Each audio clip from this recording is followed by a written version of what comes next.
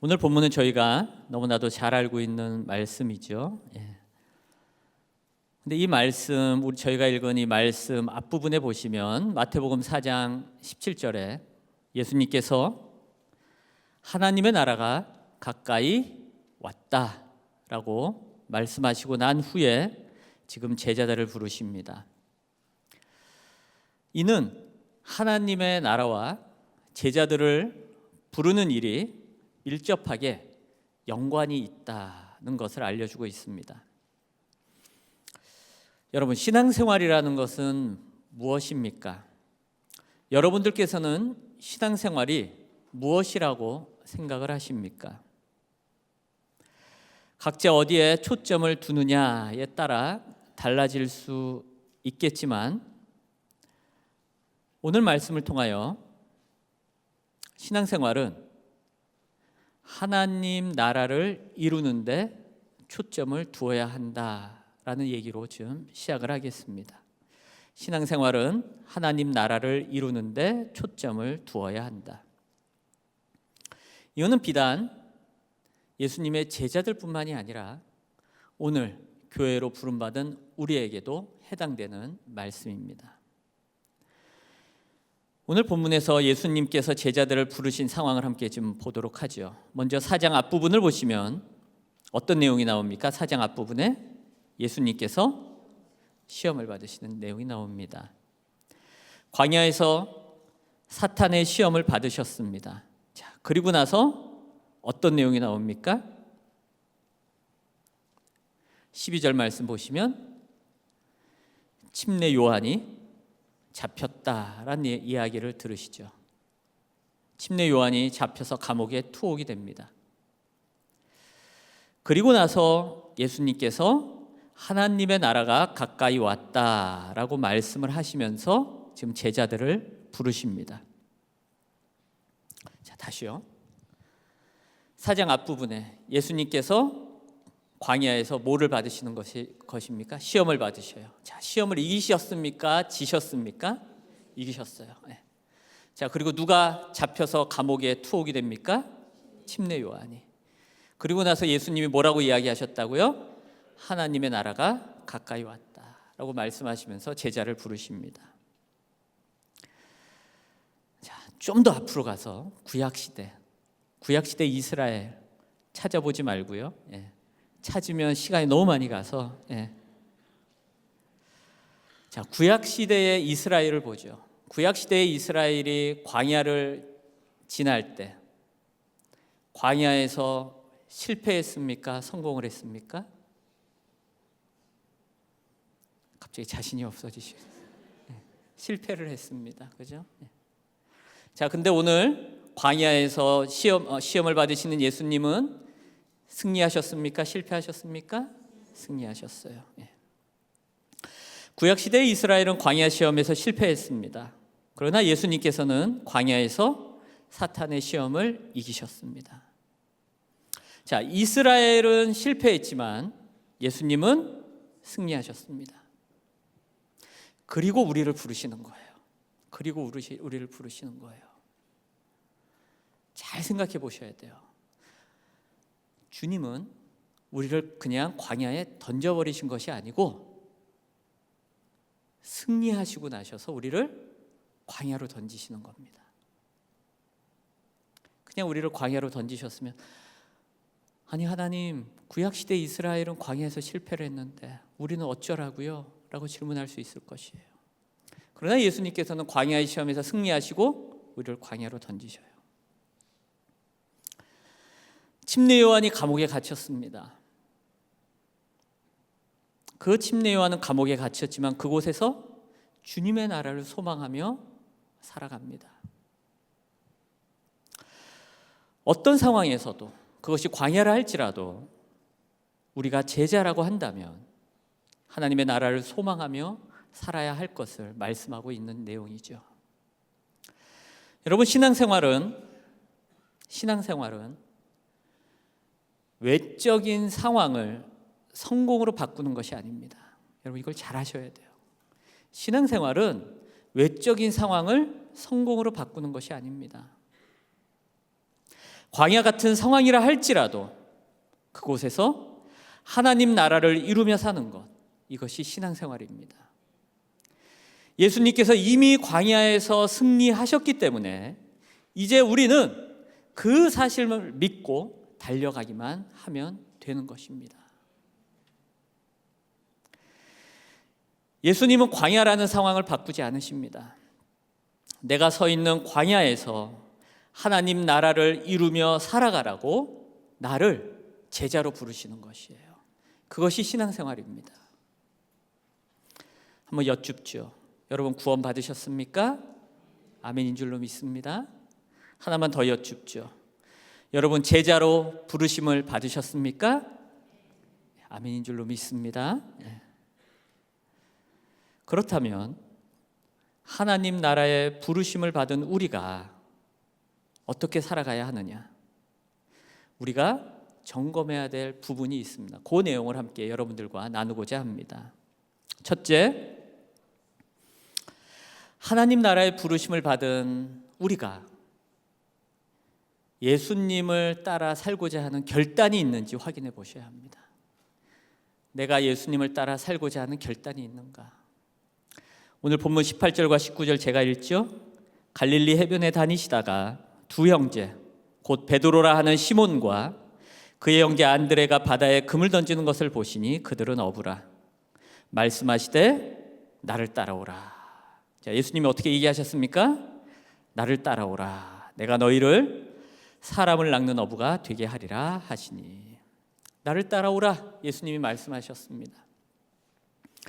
예수님께서 시몬과 안드레를 보고 말씀하셔요. 시몬과 안드레를 보고. 예수님께서 제자로 부르신다라는 것은 예수님을 따르고자 하는 결단이 있는지를 물어보시는 것입니다. 결단이 있는지를.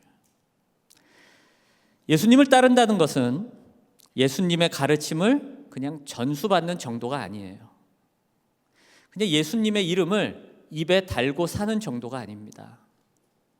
예수님을 따른다라는 것은 우리 한 사람 한 사람이 내가 정말 예수님처럼 살고자 하는가, 그런 결단이 있는가를 묻고 계시는 것입니다.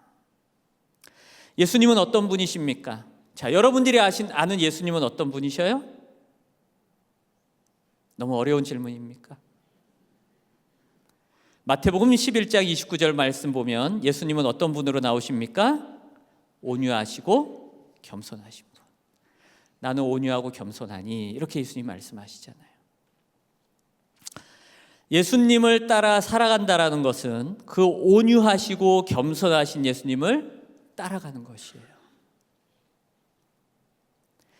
그러면서 예수님께서 제자들에게 말씀하십니다.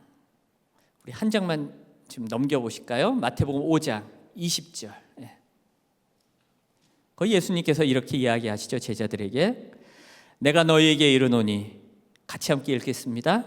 내가 너희에게 이르노니 너희 의가 서기관과 바리새인보다 더 낫지 못하면 결코 천국에 들어가지 못하리라. 예수님께서는 제자들을 부르시고 말씀하셨습니다. 너희 의가 서기관과 바리새인보다 더 낫지 못하면 이라고 언급하셨어요. 여기서 의는 하나님과 맺은 관계에 기초를 두는 것이에요. 쉽게 말씀드리면 그냥 하나님과의 바른 관계라고 할 수 있습니다. 이걸 아마 신학교에서 저를 가르쳐 주신 교수님이 들으시면 뭐라고 하실 거예요. 너무 의가 그런 게 아닌데. 근데 이제 제가 좀 쉽게 말씀을 드린다면 그런 것이에요. 좀 더 하나를 더 덧붙이자면 의는 하나님과 맺은 인격적인 관계에 기초를 두는 것입니다. 하나님과 맺은 인격적인 관계. 그러니까 하나님과의 관계가 바르지 않으면 이 의가 나올 수가 없다라는 것이에요. 좀 더 자세히 좀 설명드리면, 하나님과 말씀을 통해 교제가 지속적으로 이루어지면, 하나님과 말씀을 통해 교제가 지속적으로 이루어지면, 여러분 올 한 해 하나님과의 교제가 말씀을 통하여 지속적으로 이루어지시기를 바랍니다. 하나님과의 교제가 지속적으로 말씀을 통해 이루어지면 어떤 일이 벌어지는가 하면은요, 하나님 그분이 하나님 당신의 성품을 우리에게 계시하십니다. 그분의 성품을 계시하셔요. 말씀을 통해서 하나님 그분의 성품을 우리 안에 깨닫게 하여 주십니다. 근데 하나님의 성품이 깨달아지면 어떤 일이 벌어지는 줄 아십니까, 여러분? 어떤 일이 벌어집니까? 저를 너무 뚫어지게 쳐다보시는 시선이 좀 부담이 돼가지고 여쭤보는 겁니다. 시선을 다른 데로 좀 돌리려고. 하나님의 성품이 주님의 말씀을 통해서 깨달아지는 순간 우리는 그분 앞에 자복하게 됩니다. 그분 앞에 꿇어 엎드리게 돼요. 하나님, 죄 많은 나를 떠나십시오. 그런 고백이 우리 안에 있게 되는 것이죠. 그분이 얼마나 거룩하신지를 우리는 비로소 알게 되는 것이에요. 그리고 주님을 따르기로 결단하게 되는 것입니다. 나 자신이 정말로 예수님을 따라 살아가기를 원하는가? 여러분, 물어보셔야 합니다. 우리가 예수님을 따라 살기를 원하지 않기 때문에 하나님의 말씀에 귀 기울이지도 않는 것이고요, 그분과의 관계에 집중하지도 않는 것이에요. 그래서 예수께서 제자들에게 물으신 거라고요. 너희 의가 서기관과 바리새인보다 낫지 못하면. 우리가 정말로 예수님을 따라 살기를 원하는가? 정말로 예수님의 제자로 살아가기를 원하는가? 스스로에게 물어보셔야 합니다.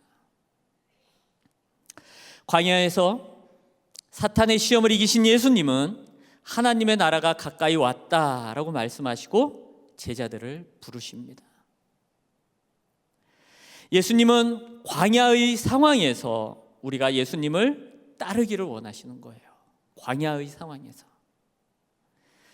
광야에서 시험을 이기신 예수님이 함께하여 주실 것입니다.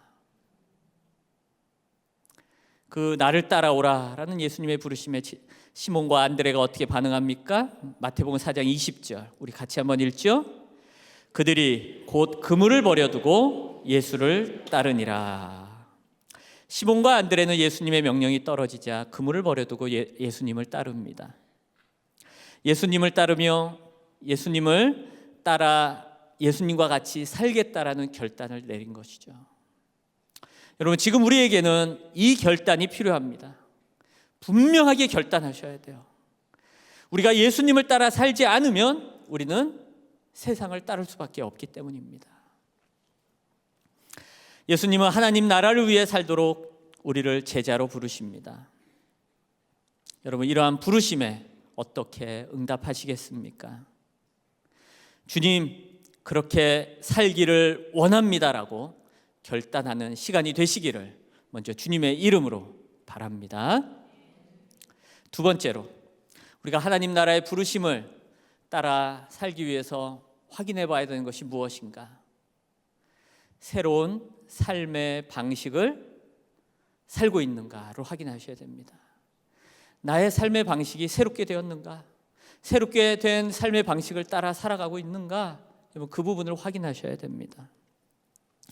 오늘 본문 21절 말씀 제가 읽죠. 거기서 더 가시다가 다른 두 형제 곧 세베대의 아들 야고보와 그의 형제 요한이 그의 아버지 세베대와 함께 배에서 금을 깁는 것을 보시고 부르시니, 자 22절 같이 한번 읽겠습니다. 그들이 곧 배와 아버지를 버려두고 예수를 따르니라. 야고보와 요한을 예수님이 보시고 부르셨습니다. 그랬더니 그들이 어떻게 했다고요? 그들이 곧 배와 아버지를 버려두고 예수를 따르니라. 배와 아버지를 버려두고 예수님을 쫓았어요. 어우, 나쁜 놈들. 나쁜 거잖아요. 아버지를 버려두고. 배와 아버지를 버렸다라는 것은요, 자신의 생업과 가족을 버렸다라는 거란 말이에요. 그죠? 자신의 생업과 가족을 버렸다. 그리고 예수님의 삶에 동참했다라는 의미란 말이죠. 근데 이 말은 문자 그대로 재산을 모두 처분하고 가족과의 관계를 다 끊어버렸다, 그런 뜻이 아닙니다. 이 말은요, 지금까지 익숙했던 삶의 방식들, 맞아, 이대로만 살아가면 나의 길은 보장되어져 있을 거야 라고 생각해왔던 삶의 방식들, 이것만 있으면 나의 인생은 보장받을 거야 라고 여겼던 것들, 그 어떤 삶의 방식을 완전히 뒤바꿨다는 이야기입니다. 하나님 나라를 위해서 지금까지 자신들이 가지고 왔던 삶의 방식을 새롭게 정립했다, 바꾸었다라는 의미입니다. 이건 제 말이 아니고요, 헤그너라는 성경학자가 쓴 책에 나옵니다. 목사님 그거 잘못 이야기하신 거 아닙니까? 그들이 정말로 자신들의 생업과 가족을 다 버려두고 예수님을 쫓은 건데 너무 타협적으로 이야기하시는 거 아니냐고. 근데 여러분, 실은 우리의 삶의 방식을 바꾸는 게 더 급진적인 거 아십니까? 어떤 이들은 자신의 생업을 버리고 가족을 버렸다고 하지만 여전히 이전의 삶의 방식을 그대로 고수하며 살아가는 이들이 있어요. 마태복음에서 예수님의 비유가 등장하는데 그 예수님의 비유에 등장하는 사람들을 한번 여러분 떠올려 보셔요. 예수님의 비유에 등장하는 사람들, 어떤 사람들이 있습니까? 예수님의 비유를 쭉 읽다 보면 다양한 인물들이 등장하는데 실은 그들은 한 부류의 사람들을 나타냅니다. 자, 한번 생각해 볼까요? 자막에 있습니다.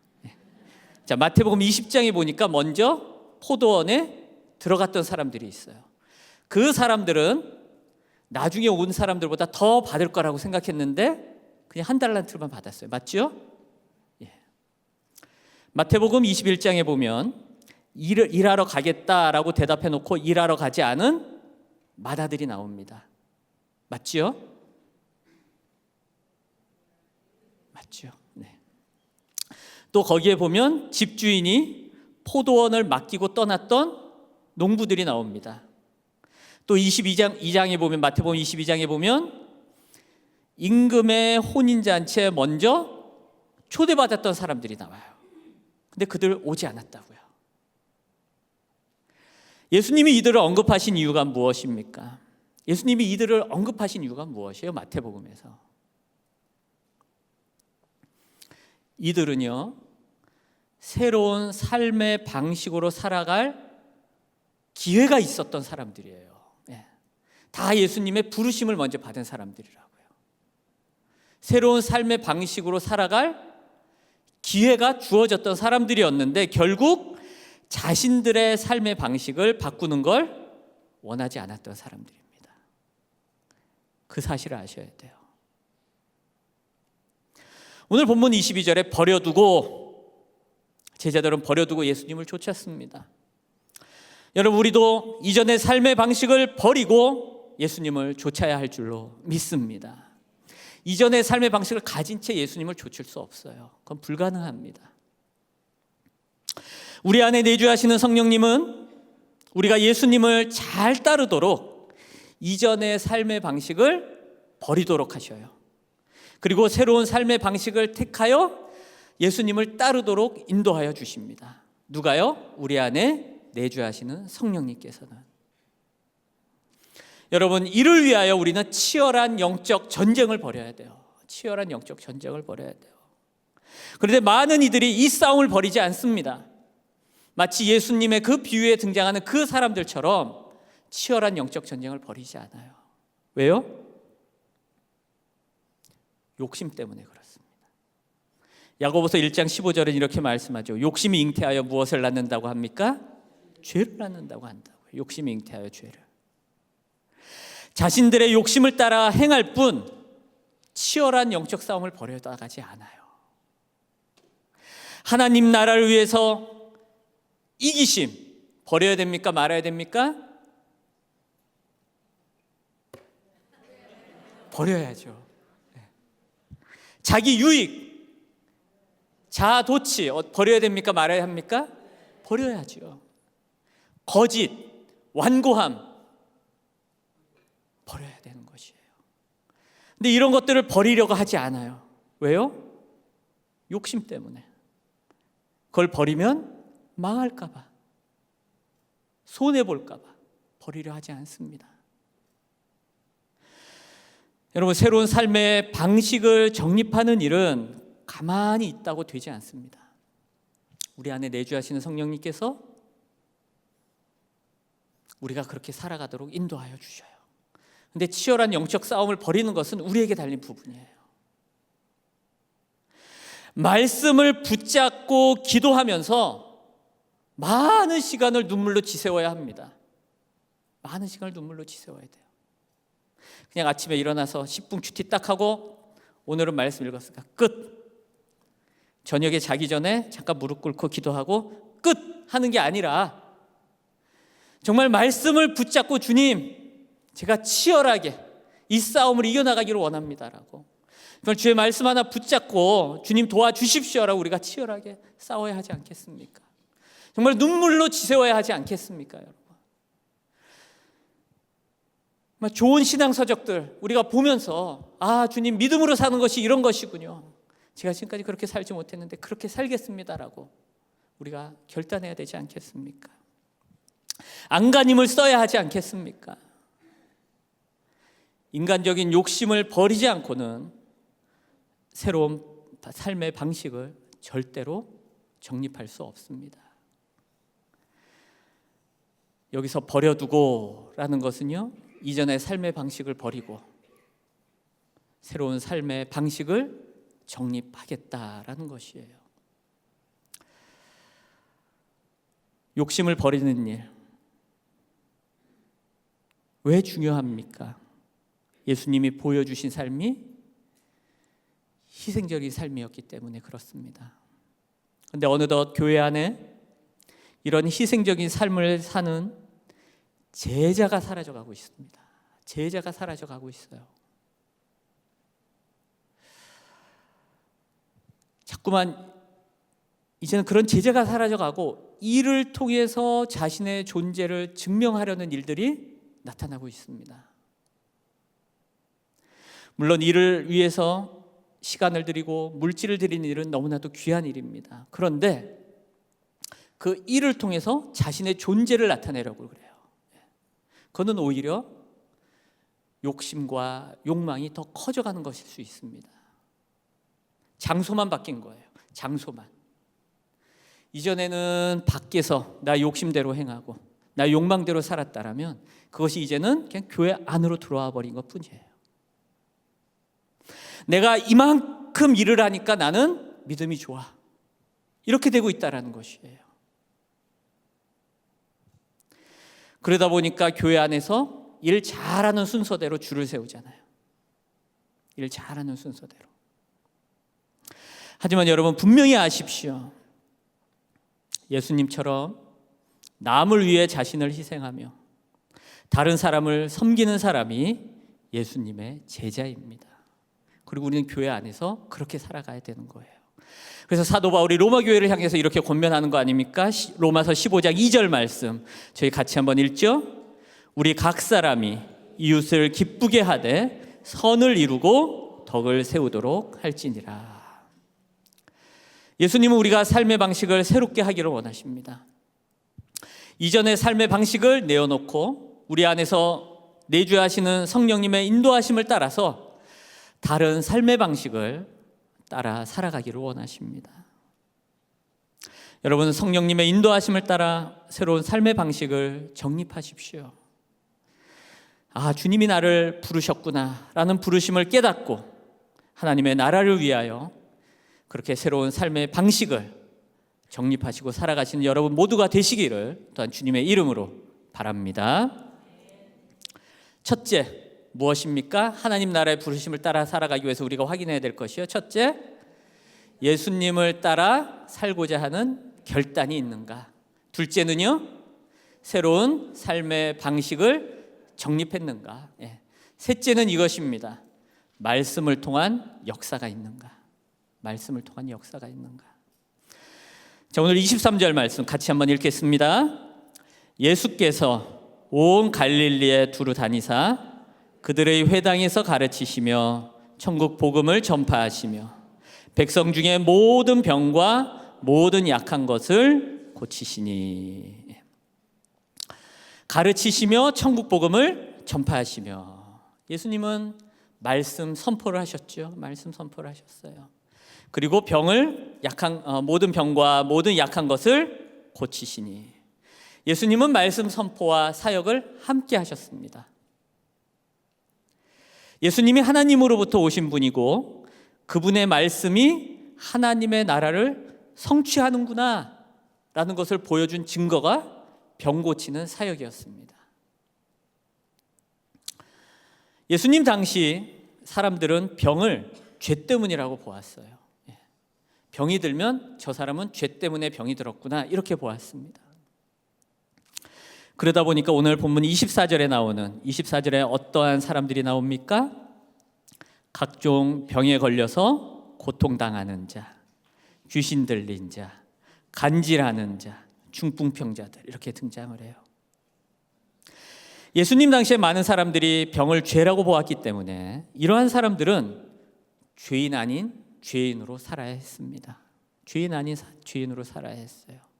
사람들의 따가운 시선과 손찌검을 견디며 살아야 했습니다. 하지만 예수님께서는요, 예수님 그분이 죄를 용서하시는 분이시고 하나님 나라를 회복하러 오신 분이라는 의미로 병을 고쳐주셨습니다. 병을 고쳐주신 것이에요. 여러분, 그러니까 다른 데 가서 병 고친다고 가서 기도받지 마십시오. 병 크게 안 고쳐집니다.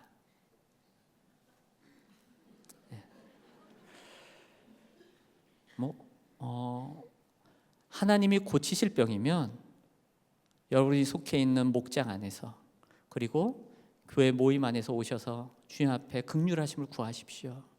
주님께서 원하신다면 그 병을 고쳐주실 것입니다. 엉뚱한 데 가서 안수받고 기도받지 마셔요. 예수님이 병을 고쳐주신 이유는 다른 데 있지 않아요. 예수님이 죄를 용서하시는 분이시구나. 그리고 예수님이 하나님의 나라를 성취하시는 분이시구나 라는 것을 알려주시려고 병을 고치신 거라고요. 예수님은 그리고 우리에게 주님의 말씀을 통하여서 우리에게 구원을 깨닫게 하시고 하나님 나라를 보게 하여 주셨던 분이신 것이에요. 근데 우리는 자꾸만 이 부분을 놓친다고요. 이 부분을 놓친다고요. 우리가 하나님을 알아가기 위해서는 어떻게 해야 됩니까? 말씀을 통하여 하나님을 알아가야 되는 것이에요.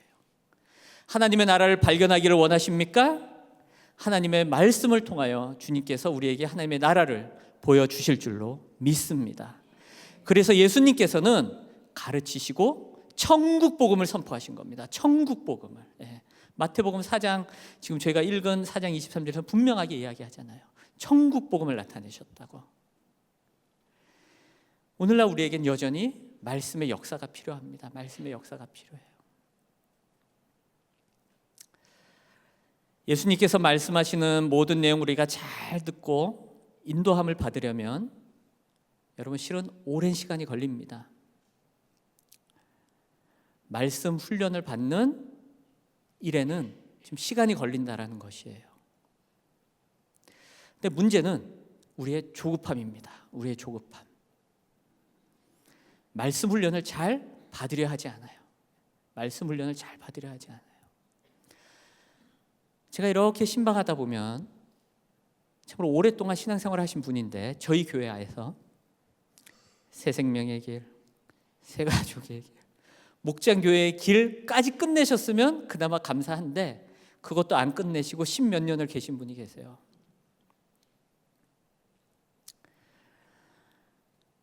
우린 너무 조급해요. 우린 너무 조급해요. 그래서 말씀의 훈련을 잘 받으려 하지 않습니다.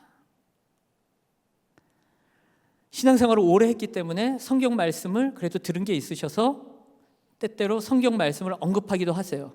근데 그것뿐이에요. 그리고는 다시 본인의 생각대로 모든 일들을 해나가죠. 그러다 보니까 말씀을 통한 역사가 나타나질 않습니다. 말씀을 통한 역사가 나의 삶에 체험되지를 않아요. 폴 워셔라는 목사님이 쓴 책에 확신이라는 책이 있습니다. 이분이 3가지 책을 쓰셨죠. 회심, 복음, 확신. 그 확신이라는 책에 보면 이분이 이런 얘기를 하셨어요. 자신의 회심과 삶의 태도를 성경에 비춰 주의 깊게 살펴보아 구원을 확신하게 되는 사람은 찾아보기 어려워졌다. 여러분, 사탄의 유혹은 다른 것이 아닙니다. 사탄은 나쁜 것을 선택하게 하지 않습니다. 우리 눈에 딱 봐도 나쁜 건데 사탄이 나타나서 너 이거 선택해, 이러지 않는다라는 것이에요. 이러지 않는다라는 것이에요. 사탄의 유혹은요, 자꾸 지름길을 선택하게 하는 것이에요. 그것이 사탄의 유혹입니다. 이거는 제 말이 아니고 오스왈드 챔버스라는 분이 쓴 책에 나오는 거예요. 오랜 시간 말씀의 훈련을 받게 하기보다는요, 사탄은 자꾸 지름길을 선택하게 합니다. 지름길을.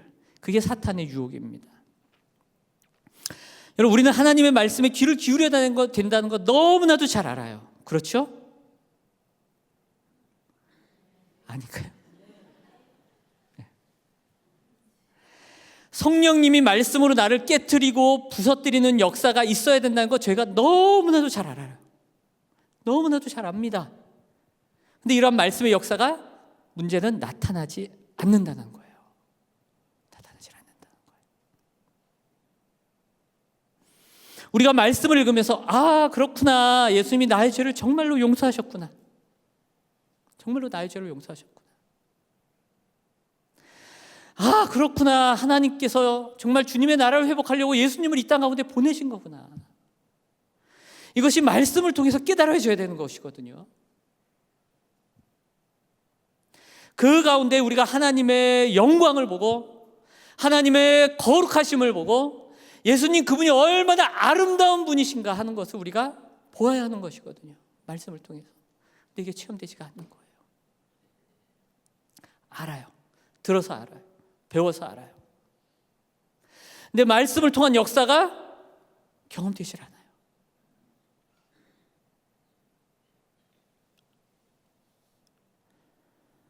여러분, 우리에게는요, 너무 조급함이 있어요. 그리고 자꾸만 지름길을 선택하려는 사단의 유혹에 자주 넘어갑니다. 기도하셔야 돼요. 하나님, 시간이 걸릴지라도 정말로 하나님의 그 말씀의 역사를 놓고, 말씀의 역사가 내 안에 있기를, 그 말씀의 훈련을 받는 일이 우리 안에 있기를 원합니다 라고 우리는 기도해야 합니다. 그래서 때로는 여러분 지금 잠잠히 있으셔야 돼요.